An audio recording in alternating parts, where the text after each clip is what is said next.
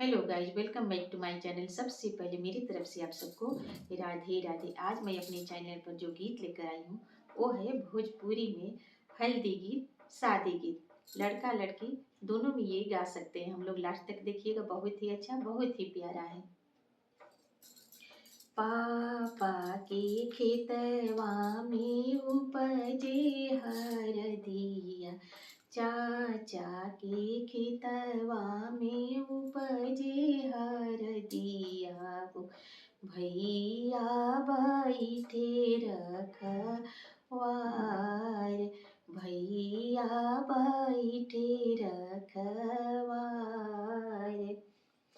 पापा के अगवा में मामी जे झाँकेली, अब बेटी भैली से आन।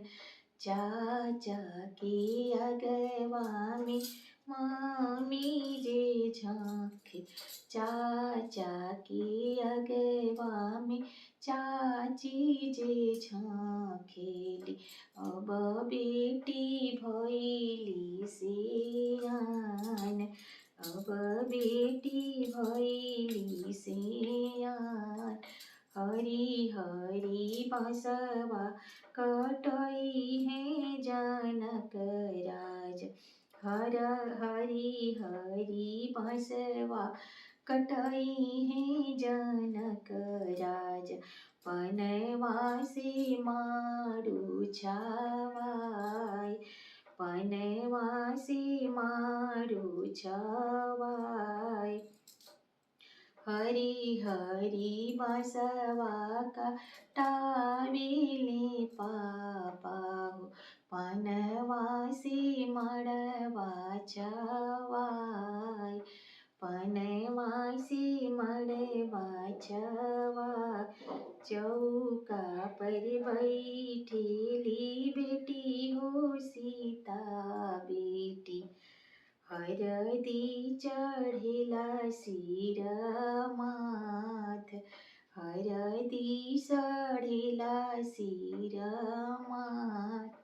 चौका पर बैठेली बेटी हो दुलारी बेटी, हरदी चढ़ेला सिर माथ, हरदी चढ़ेला सिर माथ। ओइली बरियतिया आंगनवा में उतरी, ओइली बरियतिया अंगनवा में उतरीला। बेटी बैठे पापा जांग, ओइले बरियतिया आंगनवा में उतरी। बेटी बैठे पापा जी के जांग, बेटी बैठे पापा जी के जांग। आमा के रुवले हो भिजेलाया चरवा, आमा के रुवले हो भिजेलाया चरवा। पापा के रुवले पगरिया, पापा के रुवले पगरी।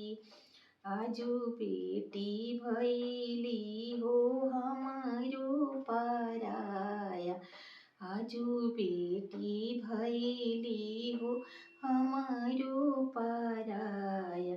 सुना भैले घरवा दुआर, सुना भैले घरवा दुआर।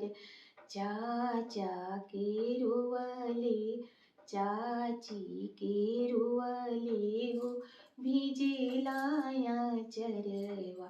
भाभी के रुवले हो भिजेलाया चरवा। भैया के रुवले पगरिया, चाचा के रुवले पगरिया। आजू बेटी भैली हो हमारो पराया, सुना भैले घरवा दुआर, आजू बहिनी भैली हो हमारो पाराया। सुना भैले घरवा दुआर, सुना भैले घरवा दुआर। अगर मेरा ये हल्दी गीत भोजपुरी में आप लोग को अच्छा लगा होगा तो लाइक शेयर सब्सक्राइब जरूर कर दीजिएगा, और अगर नए होंगे तो बेल आइकन को प्रेस कर दीजिएगा ताकि मेरे नए नए वीडियो का नोटिफिकेशन आप लोग के पास तुरंत चला जाए। फिर मिलती हूँ अगले वीडियो में अगले गीत के साथ। तब तक मेरी तरफ से आप सबको राधे राधे।